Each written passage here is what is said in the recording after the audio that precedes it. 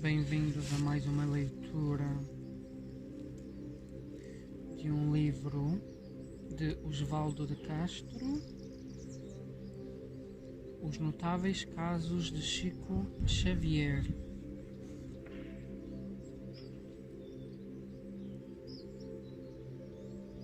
Edição GIM, Grupo Espírita Emmanuel, São Bernardo do Campo, São Paulo, Brasil.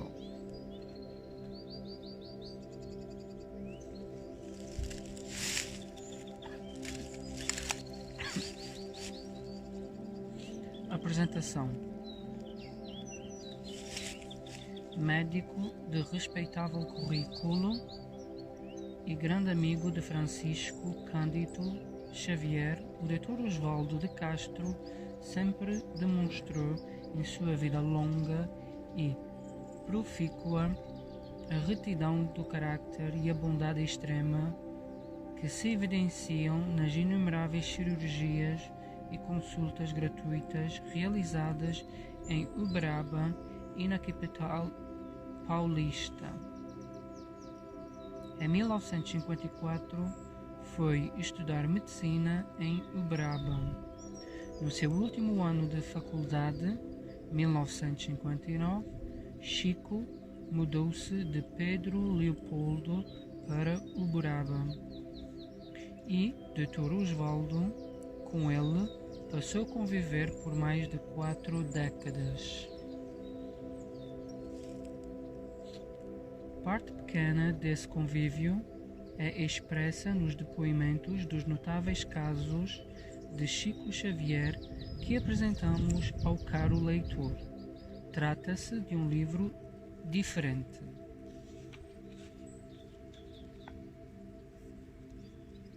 De suas páginas emana suave luz, sublimando a natureza dos ricos relatos que o autor foi colecionando ao longo do tempo.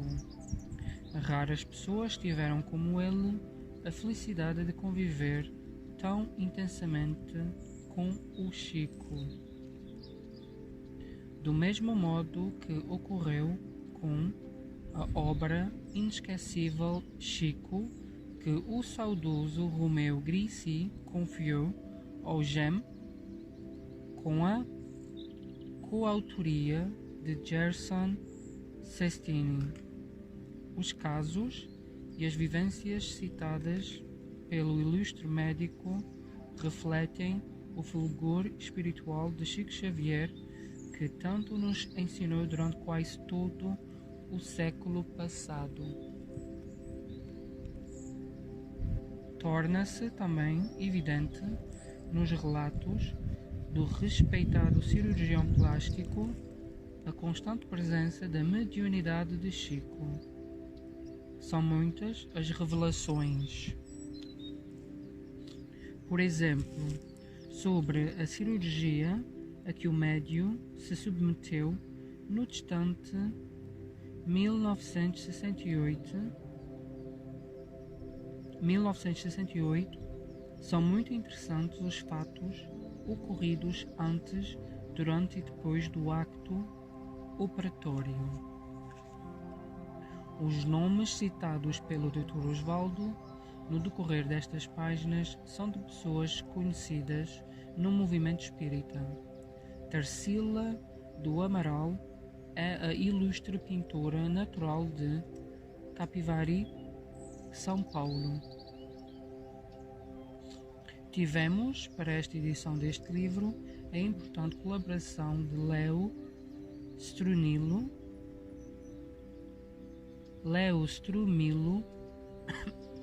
na coleta de dados complementares.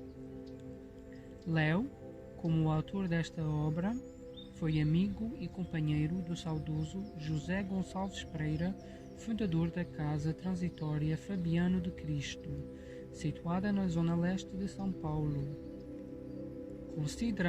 Considerado o paladino da caridade, desde que abdicou de suas elevadas funções empresariais, Gonçalves passou a existência socorrendo os deserdados da vida e, em sua casa transitória, a que se entregou com dedicação plena ao lado de sua esposa, Dona Luísa.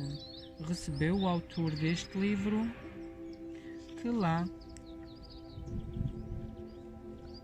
atuou por muitos anos com seus préstimos de clínico e cirurgião. Os relatos do livro são singulares pela simplicidade com que o Chico nos ofereceu, por meio do agradável texto do autor. São Bernardo dos Campos, setembro de 2015. Caio Ramaciotti. GEM, G-E-E-M, Grupo Espírita Emmanuel.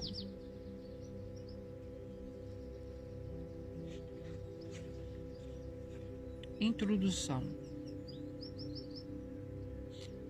Acolhendo sugestão de vários companheiros de doutrina, resolvi despretensiosamente elaborar este texto concernente a fatos edificantes, por mim observados no decurso do longo convívio com Chico Xavier. Tive a felicidade de estar muito próximo, de estar dele muito próximo desde 1959, quando cursava o último ano de medicina em Uberaba, mantendo intensos contactos com esse generoso amigo até à sua morte física. Com essa convivência, os laços de amizade se estreitaram já em nosso segundo encontro, que se deu de maneira bastante surpreendente. Nos fins de tarde, eu gostava de passear de carro com a minha esposa Terezinha e nosso filho mais velho, que não havia ainda completado 2 anos. Numa dessas tardes, estávamos próximos da casa onde residiam Valdo e Chico. Meu filho subitamente começou a tremer, a ficar estranho, nervoso. Alguma coisa esquisita estava ocorrendo com ele. Valdo era meu amigo da faculdade, mas Chico eu apenas tinha visto uma única vez e muito rapidamente. Diante do que ocorria com Max, falei a Terezinha. Seria tão bom se Valdo desse um passo no menino. Estávamos cerca de 200 metros de distância da casa quando observamos que, sem razão aparente, eles abriram a porta e saíram à rua. Então dirigimos-nos até onde estavam e pedi a Valdo que fizesse um passe no Max. Com o passe, o espírito saiu do menino e se incorporou violentamente na Terezinha, sendo retirado pelos benfeitores espirituais em função da imediata atuação de Valdo e Chico. Após a inusitada situação em que se evidenciou a mediunidade de minha esposa, Chico nos convidou para que tornássemos parte das sessões de desobsessão, assim que fossem iniciadas na futura comunhão espírita cristã. O que fizemos com regularidade até nos mudarmos para São Paulo. Desde que Chico se transferiu de Pedro Leopoldo para Uberaba, eu e Terezinha, hoje residente no mundo dos espíritos, passamos a acompanhá-lo nas peregrinações. Ele visitava-se casebres, distribuindo alimentos e roupas, além de consolar os aflitos. Também o acompanhávamos nas reuniões em casas de amigos, na sua residência e no centro espírita, onde, como apóstolo do alto, ensinava-nos o Evangelho de Jesus. Se com ele muito aprendemos, sentimos que a nossa responsabilidade assumiu proporções gigantescas, acarretando-nos à mente tremenda frustração. gerada pela nossa incapacidade de pôr em prática como devíamos o que nos ensinou, por sermos destituídos de maior evolução espiritual. É imperioso registar que Emmanuel, ligado a Chico desde tempos remotos, sempre dele exigiu rigorosíssima disciplina que foi cumprida à risca. Quando Kardec dedicou-se à codificação do Espiritismo, Emmanuel foi colaborador espiritual do Consolador Prometido, sendo de sua autoria espiritual a mensagem intitulada O Egoísmo, que encontramos no capítulo 12, item 11 de O Evangelho segundo o Espiritismo. Aos sábados à noite, prazerosamente acompanhávamos Chico nas memoráveis peregrinações. Ao retornarmos à comunhão espírita cristã, depois da prece e leitura do texto psicografado, dirigíamos-nos ao café ao lado, onde víamos Chico transmitir, como sempre, notáveis ensinamentos entremeados por suas peculiares brincadeiras.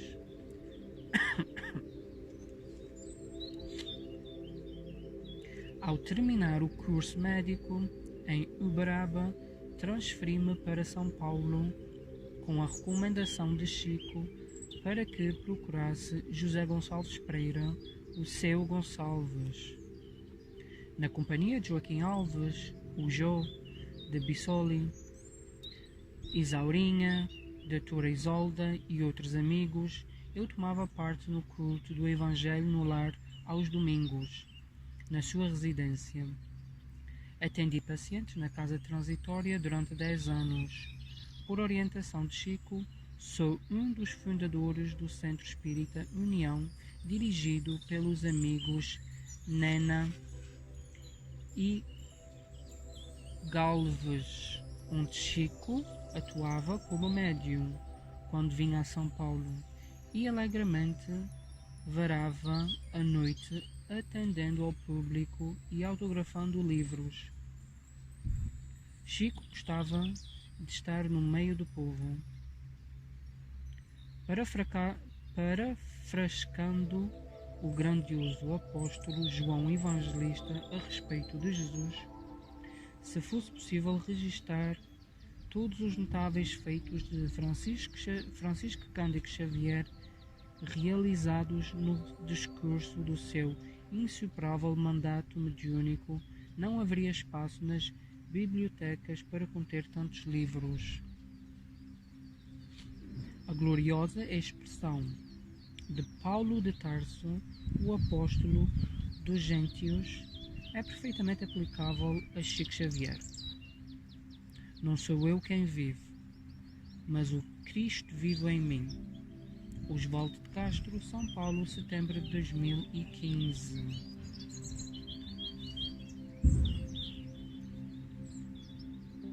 Como conheci Chico Xavier? Cirurgião dentista especializado em cirurgia bucomaxilofacial, estava vinculado ao Hospital das Clínicas da Universidade de São Paulo no sector da cirurgia plástica. Em 1954, ao prestar exame vestibular na Faculdade de Medicina do Triângulo Mineiro, em Uberaba, hoje Universidade Federal, fiquei conhecendo Valdo Vieira, que cursava o último ano de odontologia. Ao concluir o curso, Valdo foi aconselhado pelo espírito André Luiz a fazer medicina, porque os espíritos ligados ao Chico precisavam dele como médico, sugestão que prontamente atendeu. Ao mesmo tempo, Chico e Pedro Leopoldo, então muito doente, recebeu do plano espiritual a informação de que estavam preparando um médico para cuidar dele. Valdo era excelente médium e profundo conhecedor da doutrina espírita. Aprendi muito com ele. Éramos vinculados por laços de fraternal amizade. Aconselhou-me a ler as obras de Kardec, Emmanuel e André Luiz. 10 anos antes de transferir-se para Uberaba, como funcionário do Ministério da Agricultura, Chico foi designado para ir àquela cidade a serviço na exposição de gado. Ao chegar, ouviu de um espírito a informação de que um dia mudar-se-ia para lá. Chico desconsiderou o aviso. Pensou: isso é um absurdo. Eu nasci e sempre vivi em Pedro Leopoldo, onde tem minha família, e não pretendo de lá sair. Mais tarde, em janeiro de 1959, Valdo levou Chico para Uberaba.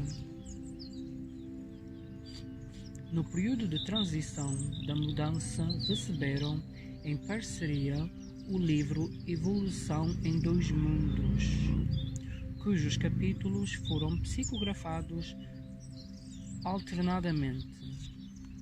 Chico recebia um capítulo em Pedro Leopoldo e Valdo recebia o seguinte em Uberaba, até a conclusão do livro.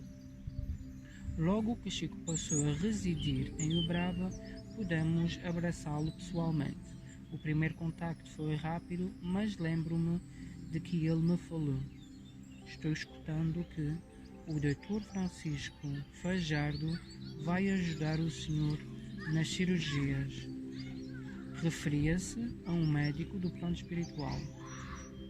Quando eu e Terezinha conversamos pela segunda vez com Chico, ele já nos convidou para tomar parte das sessões de desobsessão que se iniciavam na comunhão espírita cristã, como menciono no capítulo anterior. Nessas sessões havia manifestações terríveis dos espíritos das trevas que comunicavam, sobretudo, objetivando a separação de Chico e Valdo. Diziam que envidariam todos os meios para separá-los e, se não pudessem atuar sobre o mais velho, Chico, atingiriam o mais moço, Valdo, buscando assediá-lo pelo sexo e pelo dinheiro. Tanto fizeram que conseguiram separá-los. Valdo deixou Chico sozinho em 1966, buscando novos caminhos em sua vida. A cirurgia de Chico. De acordo com o Código de Ética, o médico deve guardar segredo profissional no que tange aos seus pacientes. Porém, quando se trata de pessoas conhecidas, qual Chico Xavier, de destaque público, como observamos amplamente na mídia, e como o facto em questão espalhou-se no meio espírita, tomamos a liberdade de divulgá-lo, por considerar o esclarecimento a respeito do que ocorreu no hospital útil e rico de revelações, como veremos adiante. Chico sofreu terrivelmente durante anos, em consequência de retenção de urina devido a um adenoma de próstata, tumor benigno, além de uma hérnia inguinal recidivada, já anteriormente operada, que muito o incomodava. Confidenciou-me que um dia precisaria ser operado e que o Dr. Bezerra lhe dissera que ele somente o seria quando quisesse, quando tivesse vontade, pois ninguém iria interferir no seu livre arbítrio. Esse dia chegou. Fiquei atônito quando me encarregou de escolher o médico e o hospital, afirmando que eu deveria tomar parte da cirurgia. Rogou-me também que mantivesse sigilo e respeito. Segundo ele, a operação não poderia ser feita em Uberaba, para não causar compreensível tumulto, e sim em São Paulo. Seu pedido deixou-me aturdido. pois além da tremenda responsabilidade de que Chico me investira, senti-me destituído do mérito que absolutamente estava longe de possuir. Recomendou-me que somente Nena Galvez, Susana Mouzinho, Terezinha, a minha saudosa esposa, e eu poderíamos saber da sua solicitação. Depois de alguns meses, voltei a Uberaba sem avisar o Chico, e quando ele abriu a porta, já me esperava com todos os exames pré-operatórios na mão. Ao retornar a São Paulo, apresentei-os ao urologista Dr. Levi de Almeida, no Hospital Santa Helena. Expliquei-lhe que se tratava de uma pessoa a quem eu queria muitíssimo bem, sem porém identificá-la. Cada cirurgião tem a sua equipa organizada. Não teria propósito eu lhe pedir para auxiliá-lo. Contudo, para minha surpresa, ele disse: eu opero e você me ajuda. Marcamos o dia e na véspera, Galvez e eu apanhamos Chico no aeroporto. Ele veio sozinho de Uberaba. Levámo-lo ao consultório do urologista Dr. Levi, que ao vê-lo perguntou: você não é Chico? Não é Xavier? Não. Chico humildemente respondeu: seu criado. Interessante o Levi tê-lo identificado, pois o Chico ainda não era tão conhecido, já que na sua presença na mídia televisiva ocorreria na década seguinte. Internámo-lo à noite, à entrada do Hospital Santa Helena. Chico perguntou-me se o tumor não poderia tornar-se maligno, expressando-se precisamente assim: Dr. Oswaldo, o adenoma não pode transformar-se em adenocarcinoma? Então ponderei. Fiquei tranquilo.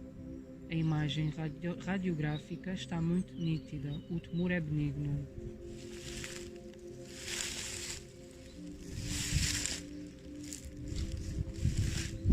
Em seguida, recomendou-me Chico que, durante a anestesia, não lhe ministrassem adrenalina, pois, segundo André Luiz, lhe faria mal.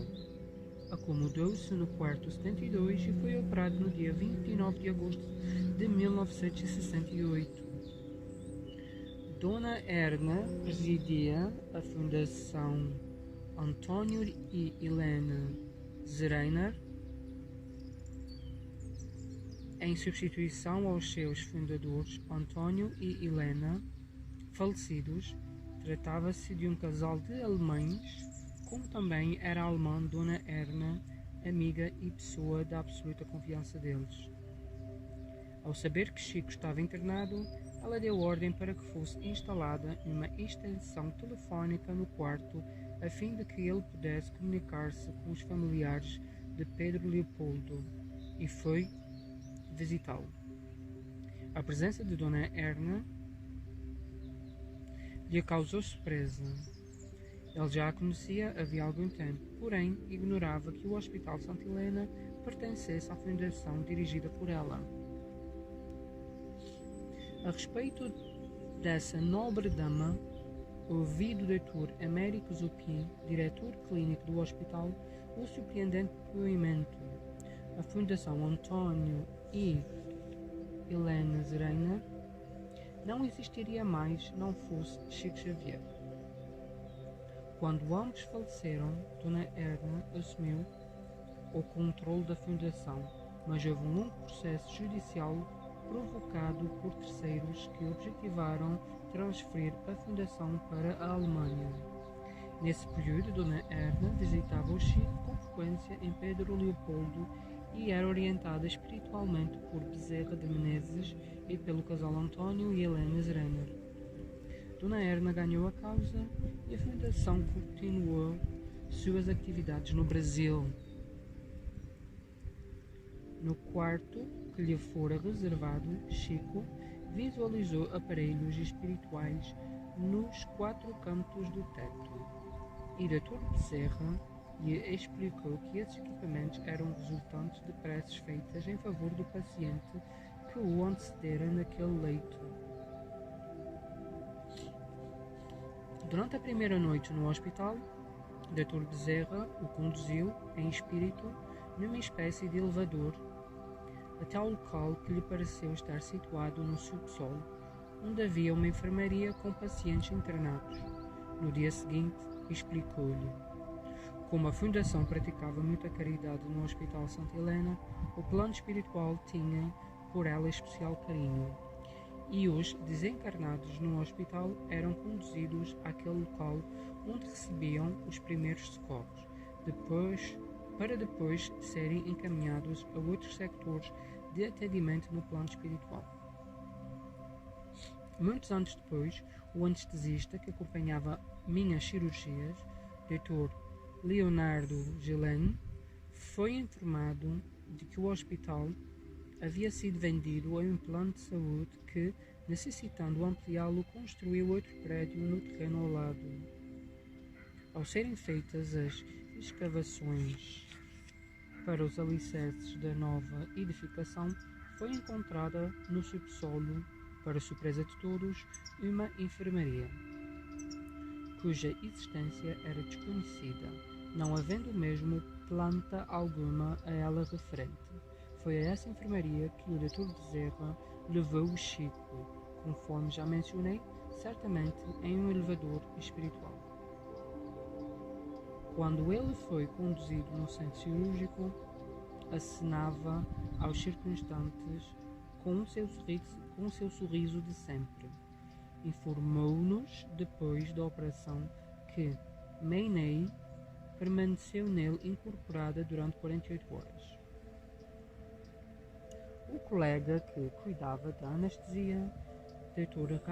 Reinaldo Pascoal Russo, até então não era espírita, mas se comoveu muito com o Chico e, enquanto o Levi operava, disse-me ao ouvido: se você falar em pagamento, nós vamos brigar. Este homem só faz caridade. E Dr. Levi se havia proposto a fazer a cirurgia da próstata e em seguida operar também a hérnia, que muito incomodava o Chico. Porém, observando a sua complexidade, ficou indeciso e falou-me: Osvaldo, a próstata eu garanto, mas a hérnia eu não sei não.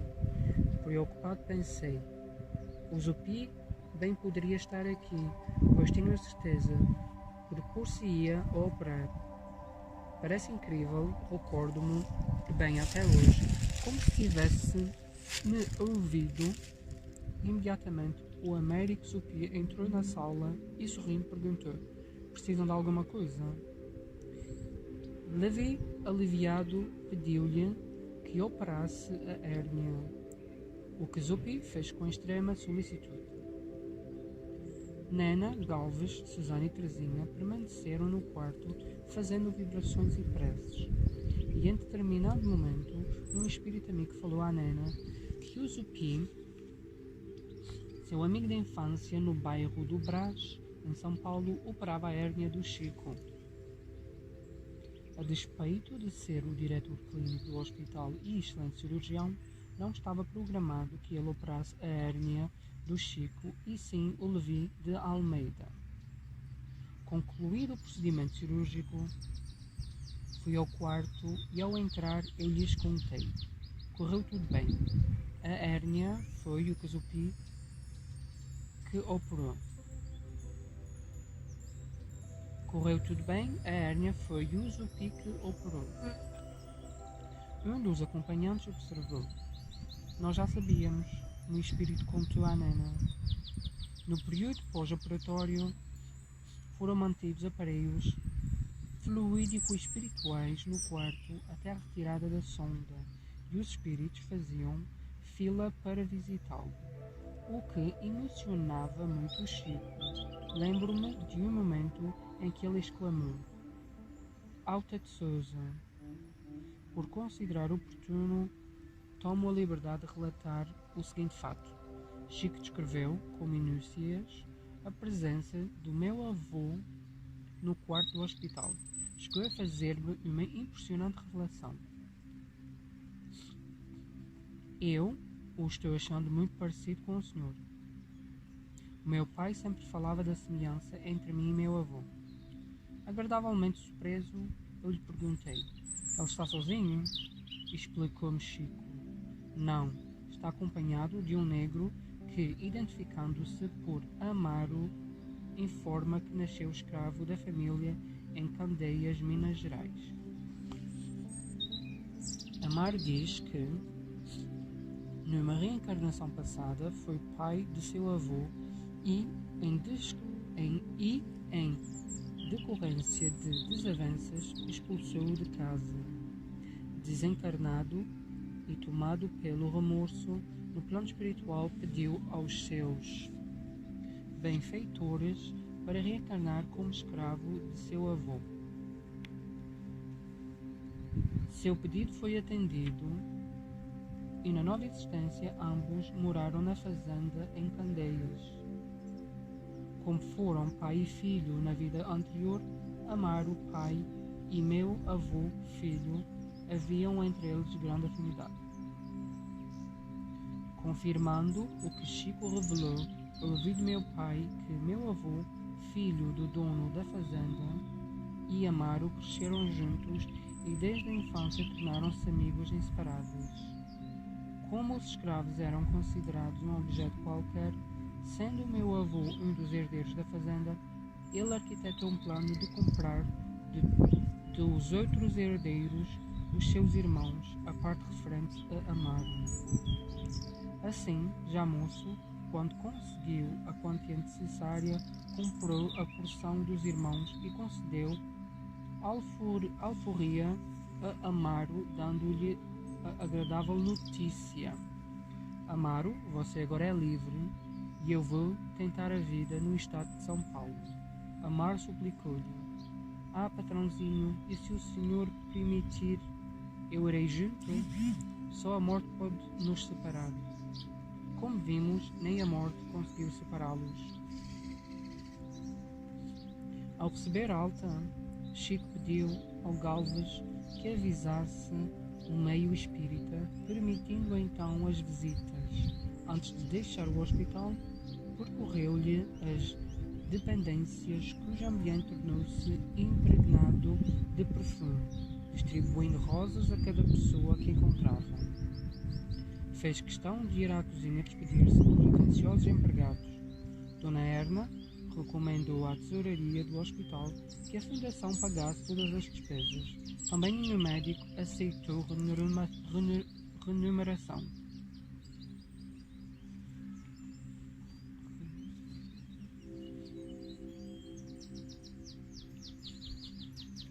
Convalescença.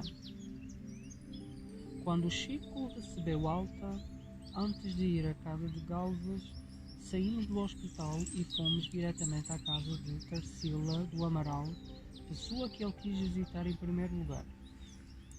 Depois de 2 semanas na residência de Galvez, em convalescença, levámo-lo ao aeroporto. Ele partiu sozinho para o Rio de Janeiro, onde sua dileta amiga Susana Mocinho o esperava. De lá foi a Pedro Leopoldo. Quando Chico voltou à sua cidade natal, eu estava em uma jornada científica relacionada à minha especialidade. Em Caxambu, Minas Gerais. Preocupado com o seu estado de saúde, tentei uma noite falar-lhe por telefone, mas não consegui. Após várias tentativas, deitei-me e logo adormeci. Durante o sono, Chico apareceu nitidamente ao meu lado e disse-me: fique sossegado, eu estou bem. Quando assim se expressou, pensei ensimismado. Como ele adivinhou que eu, em Caxambu, estava preocupado com a sua recuperação depois da cirurgia recente? Tempos depois, quando Chico voltou a São Paulo, Galvez e eu fomos esperá-lo no aeroporto. Ao lhe perguntar como estava ele, inverteu os papéis, dizendo o contrário do que eu supunha. Eu estou bem, pois você foi-me ver. Na realidade, Chico, considerando a minha preocupação com o seu pós-operatório, apresentou-se a mim em desdobramento mediúnico e, com a modéstia e humildade que lhe eram próprias, inverteu os papéis e disse que eu é que fui vê-lo.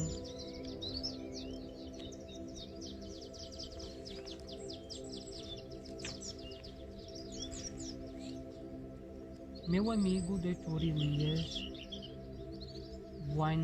Buanaim.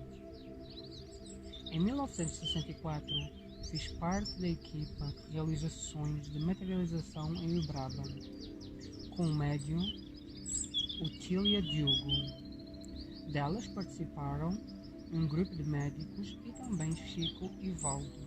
O espírito de irmã Josefa materializava-se como freira, sempre vestindo um hábito branco.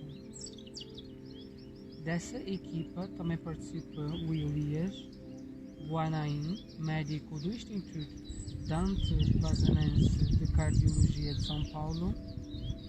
Pois bem, antes do que vou narrar, devo dizer que o Elias não era espírita. Sua família é de Ribeirão Preto, São Paulo, e lá ele formou-se em medicina, radicando-se em seguida na capital paulista. Certa feita, tirou férias e foi visitar a família.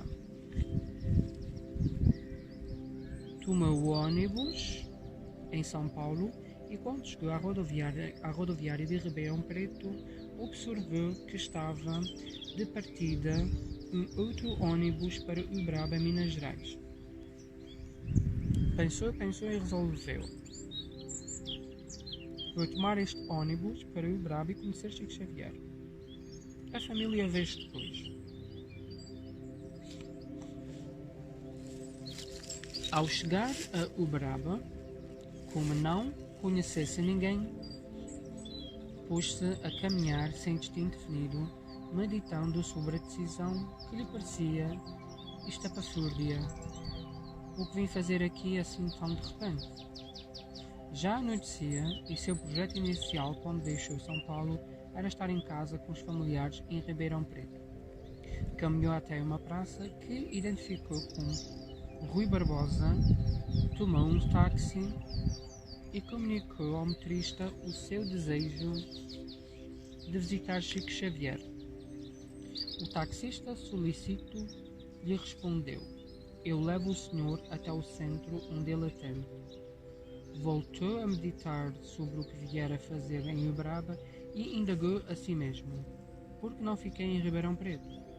Elias chegou ao centro espírita no exato momento em que a reunião ia começar, com a presença de Chico Xavier. Chico, como de costume, no início da sessão, ditou à Dalva, dirigente dos trabalhos, o nome das pessoas que comporiam a mesa. Elias alongou o olhar, procurando alguém conhecido na multidão que se acotovelava para ver o saudoso médium. Não reconheceu ninguém. Viu sim Chico atendendo, alegre e sereno, aos que com ele conversavam, e falou consigo mesmo: tem visto muita gente caridosa, mas ele é diferente. Conversa com todo esse povo que o procura. Eram 8 da noite quando ouvi a Dalva, dirigente do centro, falar: dando início aos nossos trabalhos, vou chamar as seguintes pessoas para compor a mesa. Cito fulano, cicrano, etc. Vários nomes, incluindo o de Ronaldo Ramacciotti e o de Caio Ramacciotti. Concluiu a lista de convidados dizendo: e Dr. Elias? Elias ouviu e pensou: deve ser algum advogado, algum médico, algum xará meu. Ninguém se dirigiu à mesa, atendendo ao chamado de Dalva, que solicitou pela segunda e terceira vez a presença desse Dr. Elias. Já um pouco assustado, escogitou: estão chamando o Dr. Elias e ele não aparece?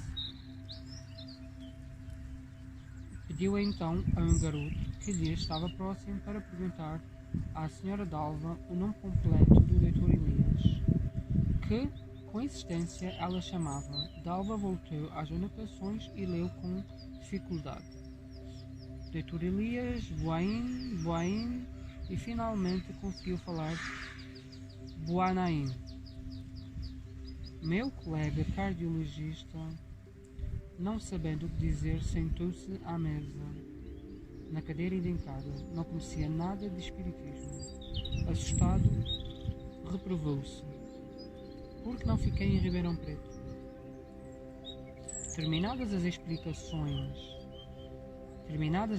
explanações da noite, sentado perto de Caio Ramaciotti, Elias puxou conversa e esclareceu: eu sou médico cardiologista e não conheço ninguém por aqui. Caio se identificou como médico e sugeriu que procurasse o Valdo Vieira, também médico, no local do cafezinho. Dr. Elias aproximou-se de Valdo e, após apresentar-se, perguntou-lhe: quem deu o meu nome para compor a mesa? Valdo esclareceu: foram os espíritos. Elias pensou: não estou gostando nada disso. Esse homem é louco, não quero conversa com ele. Deixou o Valdo Vieira e foi atrás do Chico, no meio da multidão. Qual não foi sua surpresa quando o médium espontaneamente dirigiu-se a ele e disse: Dr. Elias, nós estávamos esperando o senhor aqui. Algo confuso, Elias perguntou-lhe: mas quem lhe deu o meu nome? Chico sorrindo falou: nossos amigos espirituais. Meu colega entregou os pontos.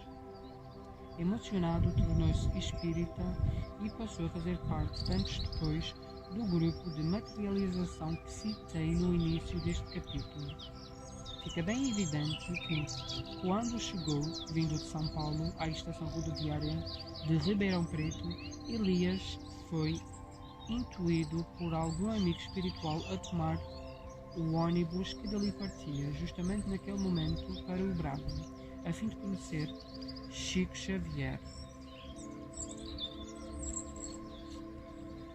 O extraordinário benefício de uma mensagem do Evangelho. Aos sábados à noite, nós acompanhávamos Chico nas saudosas peregrinações, levando um lampião para iluminar a escuridão nos locais visitados. À porta de cada casa, um dos moradores abria o Evangelho segundo o Espiritismo ao acaso. Paramos à entrada de um casebre e o morador abriu o Evangelho. Chico leu a lição que se referia ao perdão. No sábado seguinte, no mesmo casebre, de novo o Senhor abriu o Evangelho e a lição foi a mesma. Exaltava o perdão. No outro sábado, pela terceira vez, caiu novamente no mesmo texto. Nesse terceiro sábado, um morador,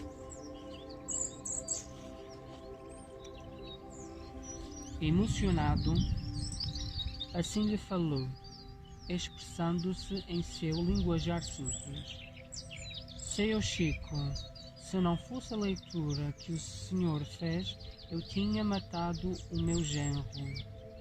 Sábado passado, o senhor leu pela segunda vez a lição que fala do perdão. Pouco tempo depois, meu genro me deu um tiro com o revólver, mas não acertou. Eu peguei a espingarda e, quando fui atirar, lembrei do que o senhor leu. Baixei a arma e perdoei ele. É surpreendente como atua o plano espiritual em nosso favor. Os espíritos que acompanhavam o Chico, sentindo que algo muito grave iria ocorrer com a família daquele casebre, fizeram aquele senhor abrir a lição sobre o perdão por 2 vezes e puderam evitar a fatalidade familiar. No terceiro sábado, caiu a mesma lição, ao acaso para que o sogro se certificasse de que agira corretamente, não revidando a agressão do género.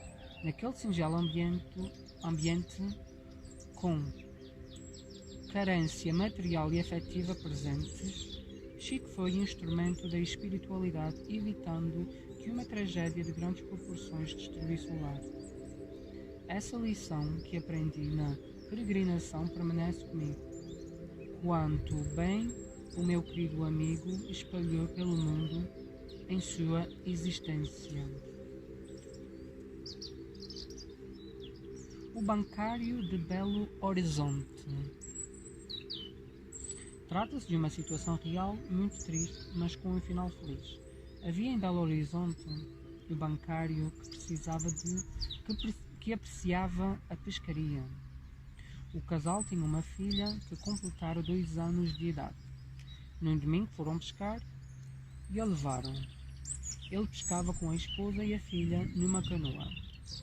Por uma infelicidade, a criança caiu no rio.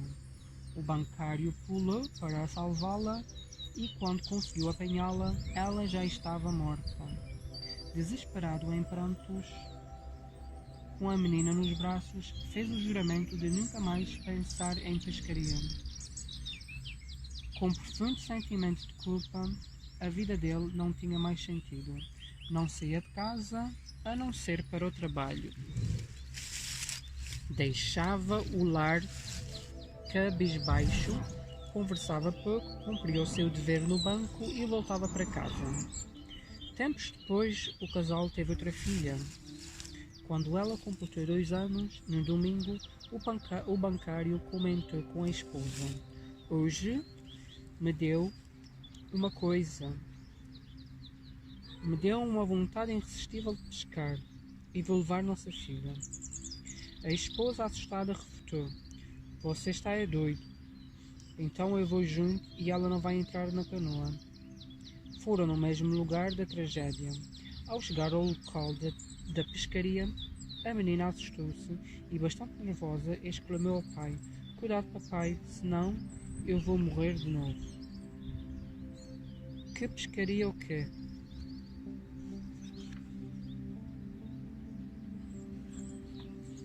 Dirigiram-se a Pedro Leopoldo e procuraram Chico Xavier, que, ouvindo atentamente o relato dos pais, afirmou com seu complacente sorriso: "A filha tão querida voltou." Com essa revelação feita pelo Chico, os pais deixaram Pedro Leopoldo felizes, regressando ao seu lar e se tornaram espíritas. Chico e o industrial. Chico relatou-me que, há muitos anos, ainda residindo em Pedro Leopoldo, ele atendia a uma fila de consulentes quando observou a atitude estranha de um homem que caminhava do lado de fora nervosamente de um lado para o outro. Emmanuel mostrou-lhe numa tela a cena de um jovem cometendo um crime em um lugar arenoso, próximo a um rio.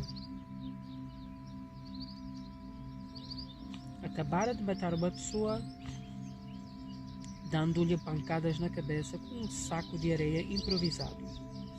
Em seguida arrastou o corpo até à margem, amarrou-o a uma pedra e o jogou nas águas do rio.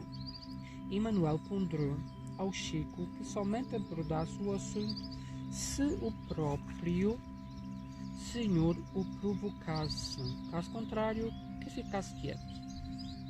Aquele homem, que não cessava de andar, bastante nervoso, criando coragem para abordar o Chico, resolveu dele aproximar-se e desabafou: "Eu tenho um remorso muito grande.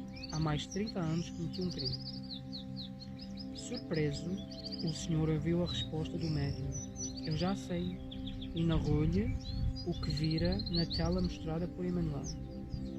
A infeliz criatura, preocupada com o sigilo, desesperada, observou que ninguém sabia do ocorrido e que o crime nunca fora descoberto. Procurou esquecer a tragédia, dedicando-se desesperadamente ao trabalho. Tornou-se industrial e enriqueceu. Desabafou a Chico que não suportava mais o remorso e queria procurar a polícia para confessar o crime que cometera, imbuído de doentio ciúme. A vítima era seu amigo e imaginou de maneira absurda que ele mantinha relações amorosas com a sua esposa, companheira corretíssima. Convidou-o assim para um passeio e o assassinou. Ao Chico, Emanuel, presente àquele diálogo, asseverou que era muito tarde para procurar a polícia, porque ante as leis da terra o crime estava prescrito. Além disso, confessando o homicídio, ele agravaria a situação, mexendo com 5 pessoas envolvidas na tragédia: a vítima, no plano espiritual, a esposa e mais 3, de que não me recordo, provavelmente os filhos. Após a prudente observação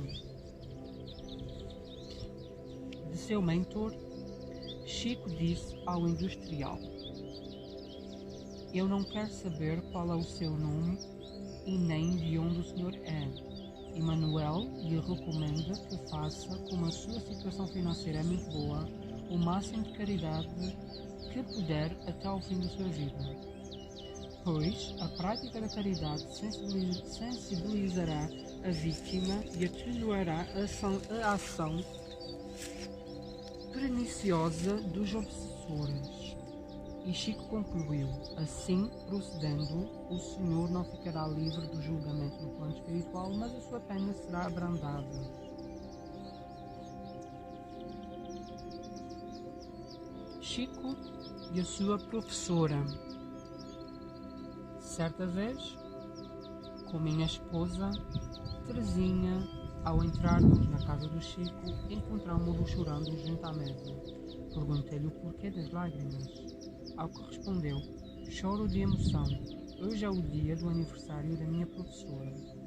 Em gratidão a essa nobre senhora, como eu não tinha dinheiro para comprar um presente para ela, sempre lhe dava uma rosa. Ainda hoje, todos os anos, em seu aniversário, faço uma prece e coloco uma rosa sobre a mesa, em sua memória. Há pouco fui lá fora, colhi esta rosa e quando fazia a prece, ela, emocionada, apareceu-me. Sentou-se nesta cadeira, apontou-a com o olhar e falou-me ternamente: Chico, só depois de desencarnada eu soube que você nunca se esqueceu de mim. Você se lembra, na escola, quando nós cantávamos Salve Limpendão da Esperança, salve símbolo augusto da paz. E despediu-se, retornando à pátria espiritual. Envolto ainda em tão cara presença, Chico concluiu: nessa hora a gente se porta como criança. Depositei a rosa na cadeira onde ela se sentara.